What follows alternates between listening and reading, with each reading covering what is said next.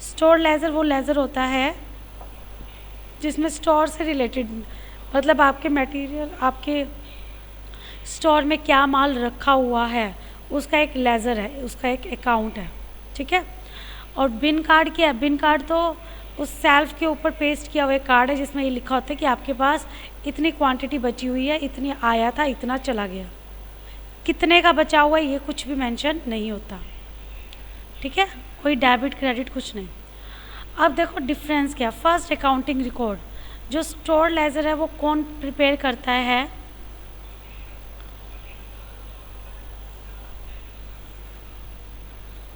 वो कह रहे हैं अकाउंटिंग रिकॉर्ड के लिए फर्स्ट पॉइंट, उन्होंने बोला first point accounting record.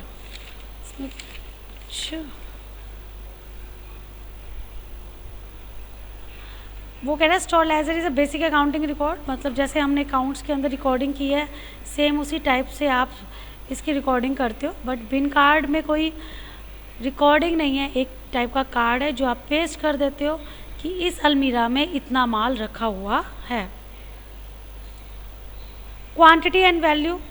Laser के अंदर हमेशा क्वांटिटी भी होती है, स्टोर लेज़र जो है उसके अंदर क्वांटिटी भी होगी और वो कितनी वैल्यू का है ये भी मेंशन होगा।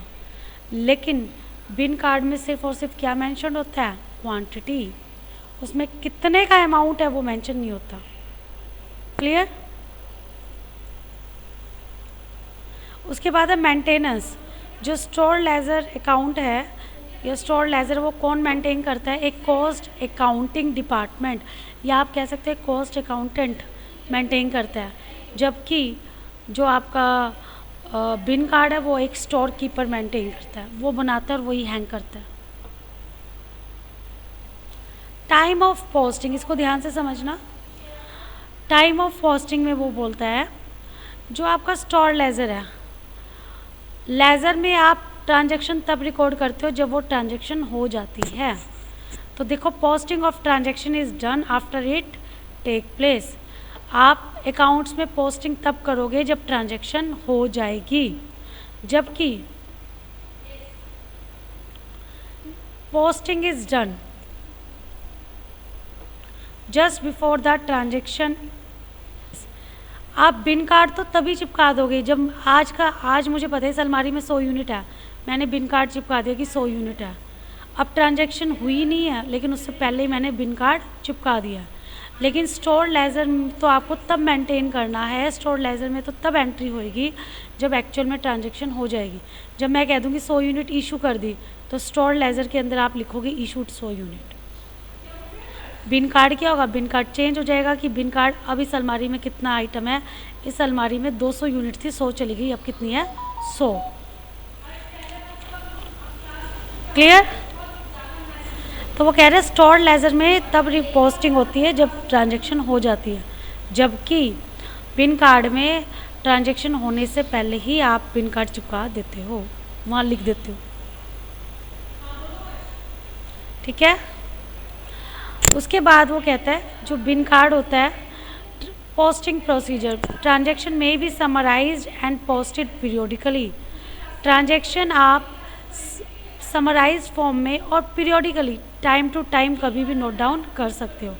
बट बिन कार्ड में तो जैसे ही ट्रांजैक्शन होगी वैसे ही आपको बताना पड़ेगा कि अब इतना स्टॉक है। आज हर दिन का बिन कार्ड बना रहे हो आप, आज मेरे पास मॉर्निंग में 100 यूनिट थी, 10 यूनिट चली गई, फिर 10 चली गई, फिर 10 चली गई, फिर 10 चली गई, टोटल चली गई 40 यूनिट्स। तो नेक्स्ट डे मैं बिन कार्ड कितने का बनाऊंगी? 60 यूनिट्स का, कि मेरे पास 60 यूनिट्स है। हर एक ट्रांजैक्शन को आपको सेपरेटली रिकॉर्ड करना होगा और आपका बैलेंस आएगा। बट यहाँ पे आप लेज़र को कभी भी बना सकते हो। आज आपके पास टाइम नहीं है बनाने का तो सारी बिल्स को रिकॉर्ड कर लो और कल आप सबसे पहले आते ये काम कर सकते हो।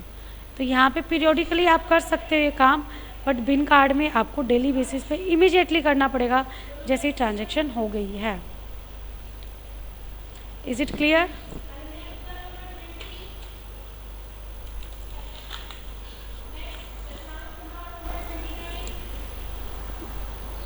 बताओ।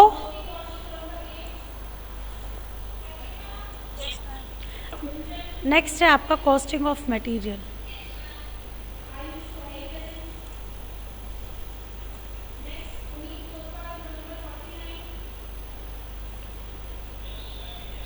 Costing of material. एक मटेरियल की कॉस्ट क्या होती है बताओ?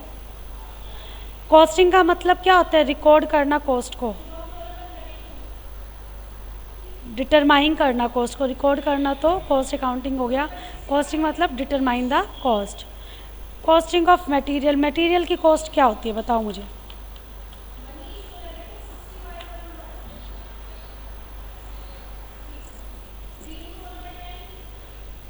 कॉस्टिंग ऑफ मटेरियल क्या होगा? कॉस्टिंग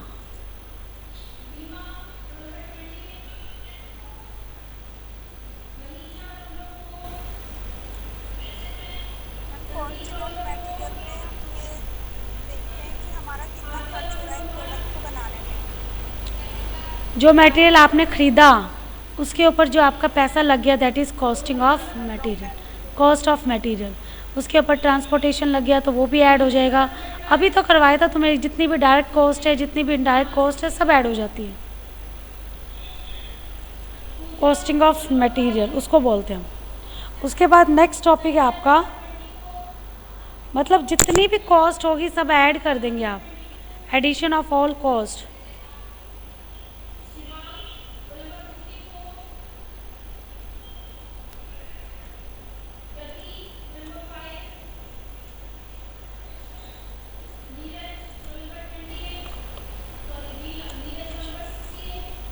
जो भी मटेरियल परचेज किया उसके ऊपर जितनी भी कॉस्ट लगी, that is your costing of material.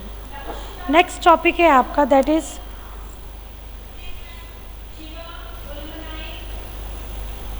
Books for recording of material.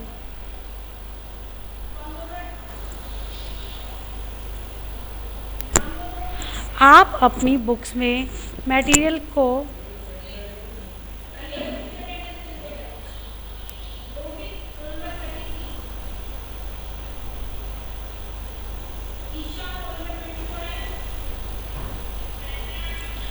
अपनी बुक्स में मटेरियल को कैसे रिकॉर्ड कर सकते हो, उसको बोलते हैं books of recording of material. कौन कौन से आपके मेथड्स हैं जिनसे आप मटेरियल को रिकॉर्ड कर सकते हो, ठीक है।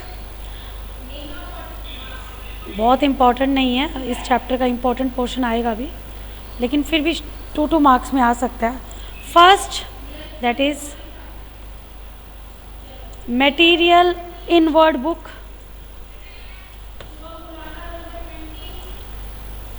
Material issue book,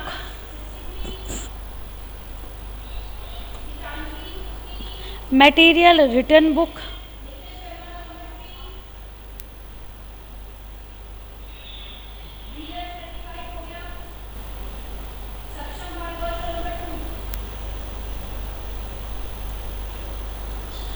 material transfer book,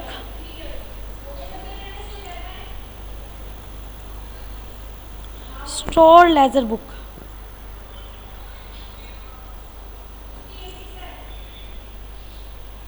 मेरे ख्याल से बिल्कुल क्लियर होगा तुम्हें। मटेरियल इनवर्ड बुक मतलब ये वो बुक होगी जिसके अंदर जो माल आपके पास आ रहा है उसको आप रिकॉर्ड करेंगे। इनवर्ड मतलब आना, क्लियर। मटेरियल इशू बुक, इस बुक में वो सारी रिकॉर्डिंग होगी जहाँ माल गया है। आया है तो इनवर्ड बुक में होगा, गया है माल चाहे किसी भी डिपार्टमेंट को गया हो, किसी भी कॉस्ट यूनिट को गया हो, कॉस्ट सेंटर को गया हो, वो सारा माल आप इसके अंदर रिकॉर्ड करते हो। मटेरियल रिटर्न बुक, रिटर्न मतलब जो माल रिटर्न हो गया, अगर हमने परचेज रिटर्न किया तो परचेज रिटर्न बुक में, यानी कि इस रिटर्न बुक में आ जाएगा। और जो माल हमने किसी को इशू किया था वो मेरे पास स्टोर पे वापस आया है, वो भी हमारा किस में आ जाएगा, रिटर्न बुक में। चाहे हमने रिटर्न किया हो चाहे हमारे पास रिटर्न होकर आया हो। डिपार्टमेंट ए ने 10 यूनिट ली थी बट यूज़ हुई सिर्फ 6 यूनिट, वो क्या करता है 4 यूनिट स्टोर को वापस रिटर्न कर देगा। तो जो रिटर्न किया वो माल कहाँ पे आ जाएगा, मटेरियल रिटर्न बुक में। उसके बाद है material transfer book. Transfer book का मतलब क्या होता है, जैसे डिपार्टमेंट ए को मैंने 10 यूनिट दी, उनकी 6 यूनिट यूज़ हुई। डिपार्टमेंट बी ने मुझसे कहा कि मैडम मुझे माल दो और मुझे 4 यूनिट चाहिए। मैंने डिपार्टमेंट ए को बोला कि आप ये ट्रांसफ़र कर दो माल बी डिपार्टमेंट को।